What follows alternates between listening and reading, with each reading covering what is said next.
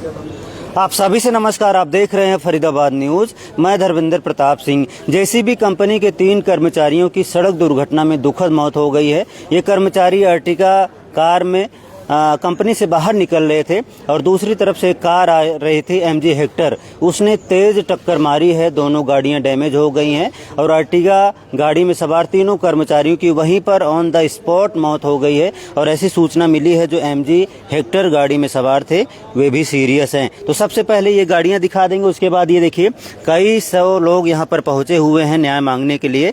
इनसे बातचीत भी करेंगे। जो इस दुर्घटना में जो खत्म हुए हैं उनका नाम वगैरह भी अभी पता करेंगे। ये नंबर है MG हेक्टर कार का HR51CK 8118। इसकी कंडीशन भी दिखाएंगे। उसके बाद अर्टिगा गाड़ी की कंडीशन दिखाएंगे। ये देखिए साइड से पूरी गाड़ी डैमेज है, एक एक करके दिखाएंगे। देखिए पीछे से ये देख सकते हैं, आगे से क्या कंडीशन है। पूरी गाड़ी एकदम से डैमेज है, खत्म है गाड़ी। और फोटो है हमारे पास, ये देखिए पीछे से। इसका नंबर भी दिखा देंगे आपको। ये देखिए HR30AB2376 अर्टिगा गाड़ी का नंबर है। तो कई फोटो हमारे पास हैं। थाने में गाड़ी खड़ी है, ये देखिए साइड से बिल्कुल ख़त्म है। ये दिखाएंगे थोड़ा सा जूम करके। ये गाड़ी देखिए बिल्कुल ख़त्म है। तो यहाँ पर बहुत सारे लोग भी पहुँचे हैं। कोशिश करेंगे इनसे बातचीत की जाए, पूछा जाए भाई आखिर वो लोग कहाँ के थे। हटना भाई सब थोड़ा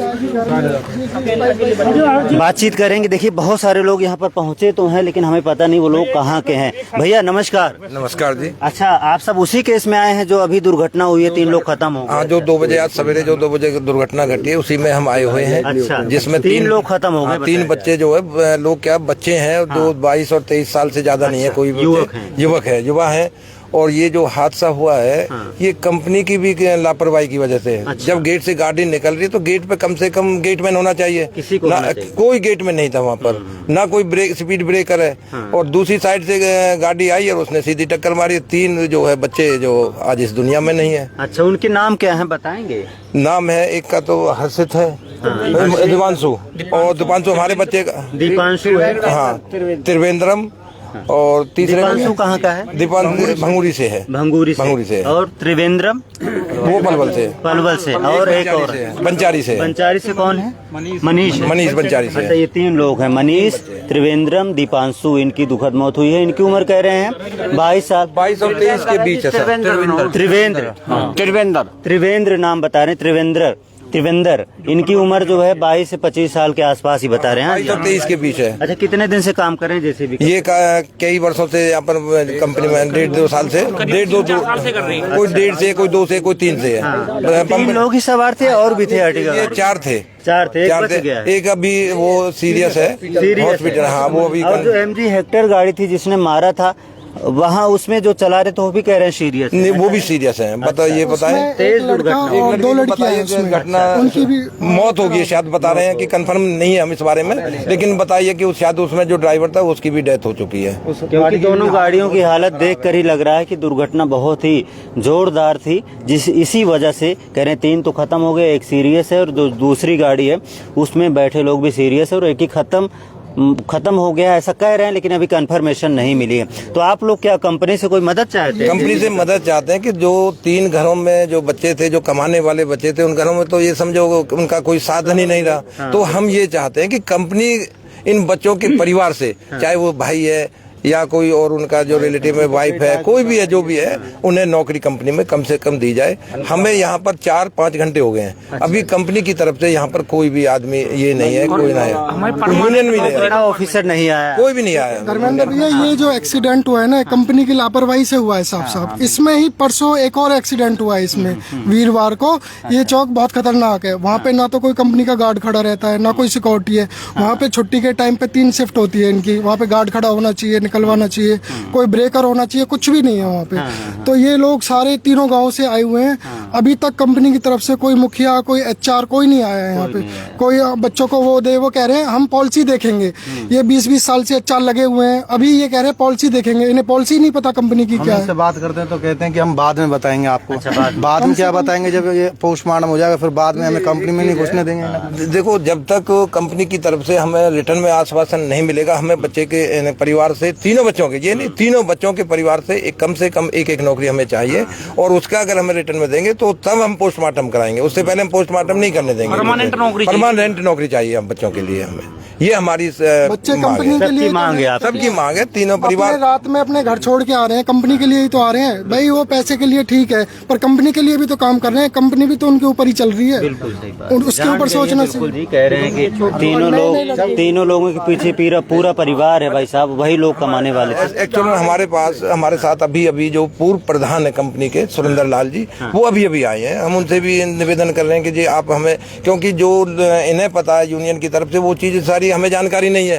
तो हम उनसे भी मदद मांग रहे हैं कि प्रधान जी आप हमारी मदद करें इसमें। प्रधान जी हैं कहाँ? प्रधान जी अभी शायद निकल गए हैं प्रधान जी। हाँ, कोई बात नहीं, वो निकल गए हैं जी। मदद होनी चाहिए इनका, यही एक चीज और है, जैसे परमानेंट है, मैनेजमेंट है, सबको सुविधा मिलती है, ऐसे कैजुअल लोगों के लिए भी तो सोचे कोई। अब ये भी तो कंपनी के हिस्से हैं, एक तरह से कंपनी को चला रही है भी। अब ये थोड़ी नहीं कंपनी के वर्कर हैं, अब यहाँ पे जो परमानेंटों की सुनी जाते हैं मैनेजमेंट की, तो इन गरीब बंदों के लिए कौन देखेगा, जो रात को 3-3 बजे अपनी ड्यूटी कर रहे हैं, कंपनी के लिए ही तो कर रहे हैं वो। चलो सैलरी ले रहे हैं, काम तो कंपनी का ही कर रहे हैं। तो आप कोशिश करेंगे जो दीपांशु है और त्रिवेंद्र है और एक और मनीष है, उनके परिवार से कोई है, एक आदमी अगर मिला दो, माता पिता हो, भाई हो, बंधु हो, कोई भी हो, तो कोशिश करें। आप किसके चाचा हैं? दीपांशु के। कहाँ के हैं दीपांशु? भंगूरी से जी। भंगूरी के, पलवल जिले में। हाँ जी। अच्छा, ये कंपनी से सीधा वहीं जाते थे? हाँ जी, हाँ जी। अच्छा, तो कितनी उम्र थी?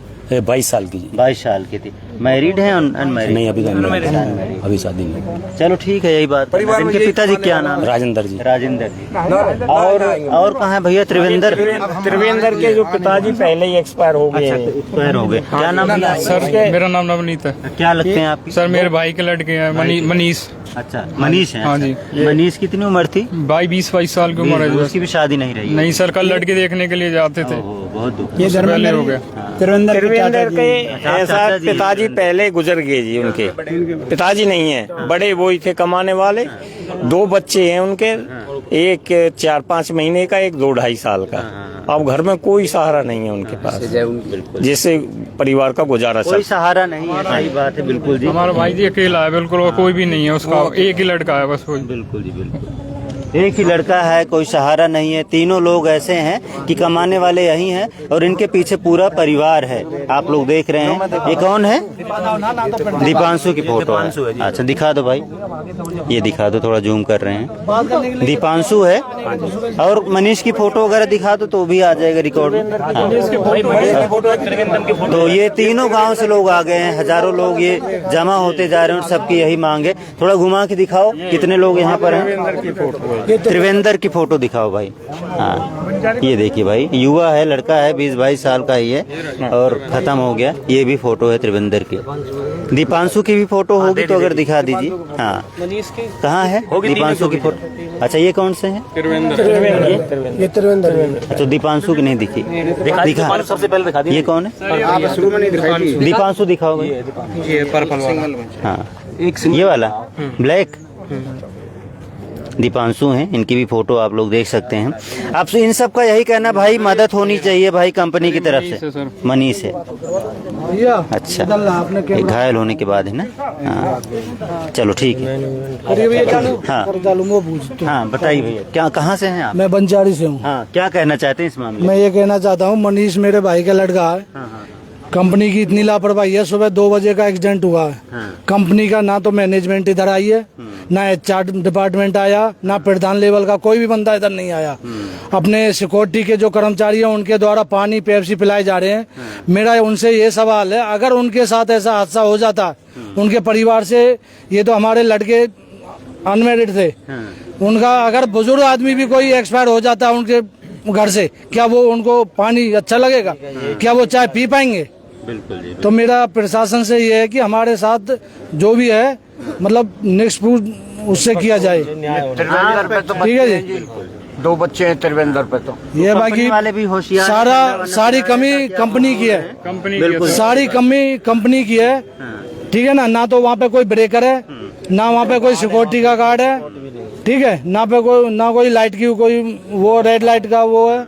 ठीक है, सारा जो फॉल्ट है वो कंपनी का है। सबसे बड़ा फॉल्ट ये होने के लिए बनाई है, लेकिन अभी तक हमारे मतलब झूठे के मतलब झूठ मूठ के लिए सांत्वना देने के लिए तसल्ली देने के लिए इधर कोई नहीं आया अभी। बिल्कुल जी बिल्कुल, बात सही कह रहे हैं। जब भी कोई गाड़ी निकलती है कंपनी से बाहर, एक गार्ड आना चाहिए, रोड पर खड़ा होना चाहिए, उसको बताना चाहिए भाई कोई गाड़ी नहीं आ रही है, आप गाड़ी निकाल लो। ऐसा ही होता है ना, मैंने कई कंपनी में देखा है, वहाँ पर गार्ड खड़े रहते हैं, वो देखते रहते हैं भैया कोई गाड़ी आ रही है तो रोक देते हैं, भाई अभी मत निकलो, जैसे ही रास्ता क्लियर होगा तब गाड़ी आप निकालें। लेकिन यहाँ पर ऐसा कुछ नहीं था, वहाँ पर कोई गार्ड नहीं था, ये लोग निकले होंगे और दूसरी तरफ से गाड़ी आई होगी, रात रही होगी, गाड़ी वालों को भी शायद अंदाजा नहीं रहा होगा कोई गाड़ी ऐसे निकलेगी, ये कंफ्यूजन में दुर्घटना हो गई। अब दुर्घटना हो गई तो इसमें कंपनी वालों को दिल बड़ा करके यहाँ पर आना चाहिए था, जो भी मदद का आश्वासन करते इनको करना चाहिए था, लेकिन अभी तक ऐसा कुछ हुआ नहीं।